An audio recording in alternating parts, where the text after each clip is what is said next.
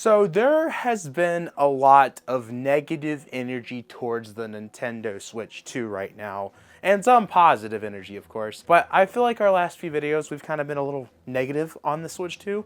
So I thought it'd be cool if we turn it around, because a lot of news has come out today about the Switch 2, where it's a lot of positive things and things that I think are really cool features that we've learned today about the Nintendo Switch 2. But before we get into the awesome news segment that we have here, please do me a favor and hit that subscribe button and like the video. I've been doing Switch 2 videos every single day since the Switch 2 presentation, and I'm going to be doing a lot of uploads this month. So if you could do me a favor, it helps out the channel tremendously. If not, oh well, I guess leave a comment saying that you're not going to do that. Let's open up with a big one, a thing that a lot of people has been wondering if this was even going to be possible. Nintendo has actually confirmed that old controllers will work onto the Nintendo Switch 2. So your old Joy-Cons and Pro Controller will be available to work onto the system. However, the weirdest thing about this is the only thing that's not going to work on that controller is the home button. So if you're hoping to turn on your console with the home button of an old Nintendo controller, you're done for. It's not going to work. Why? I don't know, but Nintendo always has a reason for something. And I take this as you can actually use your GameCube controller or the GameCube adapter to play those GameCube games through Nintendo Switch Online. Although that is just kind of us speculating at this time, but it kind of seems like Nintendo has indicated that you can use your actual old GameCube controller as long as you have that adapter, which would make sense that that could work. I do feel like what's going to end up happening though is that there's going to be some games that are not going to work with these controllers. I feel like it's going to be kind of like a PS4, PS5 situation. Your PlayStation 5 can actually use the old PS4 controllers, but it only works with PS4 games. I don't know if we're going to be able to actually use these old controllers for Switch 2 games, but who knows? We will see. We're obviously less than 2 months away, so we're going to find out that pretty soon. But nice to have this information, as I have a lot of Joy-Cons and I don't really want those to go to waste. Next one is one that we've been speculating but wasn't 100% sure. We have the confirmed development team for Kirby Air Riders. Now obviously at the end of the trailer we learned that Masahiro Sakurai is the one developing and directing the game. However, we didn't hear about what the company is, and we know that Sakurai has been doing a lot of his work with Bandai Namco, and guess what? Bandai Namco is the confirmed development team for Kirby Air Riders. Now this game is confirmed for 2025. I see a lot of people worried that if this is the game that Sakurai has been working on, then what about Smash Bros? Are we gonna have to wait years for Smash Bros? Guys, I don't think you're gonna have to wait for so long for Smash Bros, because Nintendo realizes how important that IP is to have early within the system. And Sakurai, he's like a genius, bro. He'll be working on multiple projects at once. That's what he did with Kid Icarus Uprising and Super Smash Bros. Wii U and 3DS. Sakurai was working on 3 games at once. I also feel like Kirby is kind of, not to say a smaller project, but definitely doesn't take anywhere near as much development time as something like Smash Bros. So I think even Sakurai himself just did an interview where he talked about he's only worked for Kirby for the last 2 years. So that's a less development time compared to some of the other things that he's worked on with these Smash Bros games, because the Smash Bros stuff takes forever. And Bandai has become such a huge team working on Nintendo projects. They have multiple teams working on other things. So I bet there's a Bandai team working on Smash Bros right now, and Sakurai's checking in every other day with it. And then once Kirby comes out, Sakurai will be fully into that Smash Bros game. I bet Smash Bros is coming out next year or early 2027. But Kirby Air Riders is the only game we know that for sure is happening from Sakurai. And I'm kind of excited to see Sakurai work on something that isn't Smash Bros, because his last 10 years has been Smash Bros, if you think about it. I thought this one was pretty cool. Obviously, there's a third-party developer, Hori, that has been making a lot of accessories for the Nintendo Switch for the last, 8 years. They've done stuff for like the Wii U, but they have revealed that they are actually making Nintendo Switch 2 cameras, and they are now making a Piranha Plant camera. I think this is the coolest thing, the most unexpected thing, and I wonder what other cool random cameras they're going to be working on, because doing stuff like this, people are going to buy it. I wasn't really sure if I was gonna buy a Switch camera. Now that I saw this, I kind of want one So I might buy a Switch 2 camera at this point. I don't know. I think it's cool, it's goofy, and I want to see what else they do with this. Nintendo made it very clear today, and even went as far as to promise that the Joy-Cons, the Nintendo Switch 2 Joy-Cons to be specific, will work on your pants. Obviously, there is the mouse feature, and everyone was wondering, how is this going to work with the system being portable? Am I gonna have to have like a portable desk with me at all times, portable table? Like, what's the move here? Nintendo is like, no worries.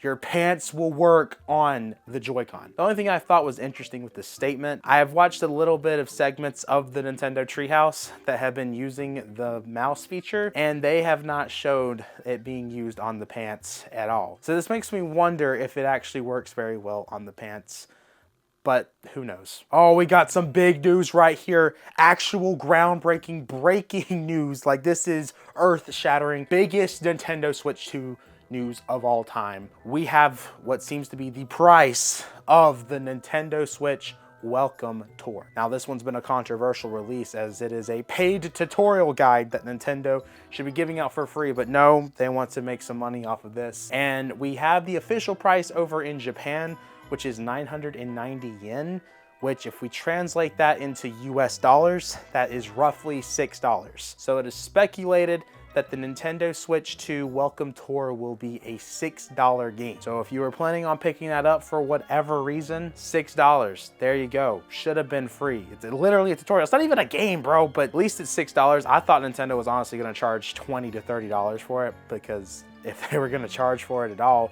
it just seems like the Nintendo move to make it $20 to $30, but I guess at least it's $6. So Nintendo had their first day of the Treehouse, and one of the coolest things that I think was shown off today was Metroid Prime 4. This is the first time we actually got some solid gameplay footage, not things that was being taken from trailers, different parts of the world. We got a full 10 minutes of gameplay, and they had it in quality mode. And dude, this game looks so good on Switch 2. I had a lot of concern about Prime 4 when it came to being shown off last week at the Switch 1 Direct that happened. I thought it looked a lot worse. I got some hate for saying that, but I thought the textures look weird, and it just looks so weird on Nintendo Switch 1. When they showed it off on Switch 2, it looked really beautiful, looked like one of the best looking games on the Switch 2. It ran amazing because they had the 60 FPS mode. The 4K looked great, bro. This game looks absolutely amazing. This game looks like it was meant for the Switch 2. Kind of like how Breath of the Wild was meant for the Switch rather than the Wii U. I really think that's going to be one of those situations, but it's good to see footage. I feel like with how short the demo was, though, that they showed off, makes me wonder if this is coming out like pretty late into 2025.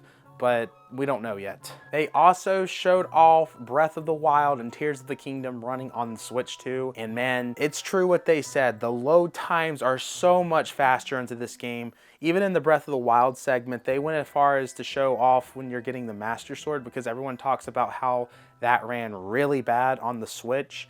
It was running perfect on the Switch 2 and absolutely looks amazing. This is a nice Nintendo Switch 2 edition. I'm glad we're getting it for free since we have the Nintendo Switch Online membership. I just wish this free Switch 2 editions would be offered for other games rather than these two games. But it really does seem like Zelda is utilizing the Switch 2 hardware. This looks like this is one of the better Nintendo Switch 2 editions out there. Especially, you know, Tears of the Kingdom. I know that game kind of had a frame rate mess too on Switch 1. So these are just games that are really going to utilize the Switch 2 hardware. Also, thought it was really funny that the entire time that Nintendo Treehouse was live, the entire chat was spamming lower the price. There was a lot of boycotting in the chat for the entire 4-hour Treehouse. All I saw was lower the price, lower the price. That was what everyone was spamming. I think there was like 50,000 people in the chat total watching the stream, and I think that's like literally all the people that was doing that too, which is actually crazy. And curious to see how Nintendo is going to respond to the price criticisms, because they're going to have to eventually, most likely. I'm surprised this wasn't at the presentation, because this one's kind of big news for a lot of retro gamers. Nintendo has confirmed that there's going to be a CRT filter on the N64 and GameCube. A lot of people like those CRT TVs, and they're going to be putting a filter that you'll be able to, you know, experience that, I guess, on modern TVs. I don't know how that's going to work.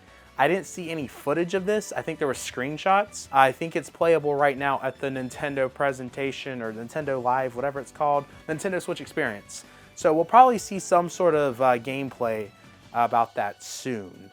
But surprised that that wasn't at the presentation, since Nintendo Switch Online had a little part of the presentation. Don't understand why they didn't want to take 10 seconds to announce that. And they're also putting the rewind feature on there if you're a fan of that. I know some people are might not really care about that, but again, I just think it's weird that they didn't talk about that at all when they had a spot on the presentation already. But hey, extra news. The last story for the day is a very funny one. This one comes from the Nintendo Switch 2 development team, the same people that we saw at the presentation. They were at some sort of event where media could ask them questions, and they had to make it very short questions with very short answers so that Nintendo could get rid of these people quick and they could leave. One of the people asked about if the Nintendo Switch 2 eShop was going to run a lot better than what it does on Nintendo Switch 1. And the whole development team, they were giving short answers to every question. When this was asked, they went overtime with that answer. They were very passionate and talked about how they wanted to solve the eShop issues to make sure that the eShop was running perfect on the Switch 2. I just thought it was funny to see them be so passionate about the eShop and then them being overtimed with the question, since they were supposed to actually give a short answer to what was a short question, but they took forever to answering that because they were so passionate about that. Guys, those are all the big stories that has happened today for the Switch 2. I do want to know, do you like this type of video where we're putting all the small stories into one video? Because a lot of this is stuff that we normally don't cover on the channel. You can't really make a lot of dedicated videos to this type of stuff, but it's stuff I want to talk about at times, and I think we're going to get a lot of this type of stuff the next few days at the Switch 2 presentation. We have the final day of the Treehouse. I feel like we're going to get a lot of this type of stuff for at least a week or two. So if you guys like this, please let me know. Make sure to backslash that subscribe button, like the video, check out the Twitter, check out the Instagram, become a Monado Marine, $5 a month. It's going to help out the channel tremendously, as we're using all the money from this month that we get from YouTube to go towards our Nintendo New York trip for next month. We're going to be waiting at the Switch 2 line for over a week. We're going to film it all, upload every day, show you guys what's happening leading up to the Switch 2. It's going to be an absolute blast, and I would love for you guys to see those videos, so make sure to subscribe. And I will see you guys in the next video. Peace.